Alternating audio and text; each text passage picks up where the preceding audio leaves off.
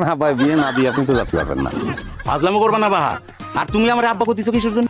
মানে হয়েছে কি, ওই আমি আর জাকির আমরা ওই বাজি ধরেছিলাম যে বাজিতে যে জিতবে সে হচ্ছে বিলকিসকে পাবে, তো আমি জিতেছি। জিজ্ঞেস করেন সবাই, ভালো মানুষ, খুব ভালো মানুষ। আপনি অনুমতি দিলে ঘটনাটা ঘটে যায়। আচ্ছা, তার মানে তোমরা সবাই এখন আমার সম্মানিত মেহমান। তো তোমাকে তো তাহলে এইভাবে ঘরের ভিতরে নিতে পারি না। পালকি হলে খুব ভালো হতো, কিন্তু এখন এই যুগে পালকি না হলেও চলে, আমি কিছু মনে করবো না। তারপরে কিছু আয়োজন তো করতে হয় না, আয়োজন কিছু করতে হয়। তোমরা এখানে দাঁড়াও, আমি আসছি।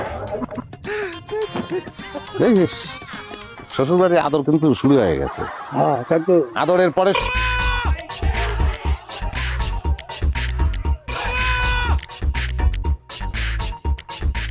আমার ফিরিয়ে দিও না, তাহলে করে বাঁচবো না। তখন যদি তোমার পায় না খাইতে কিন্তু কুচি কুচি করে ফেলবে না। কুচকুচ করে ফেলে আমার কোনো অসুবিধা নেই।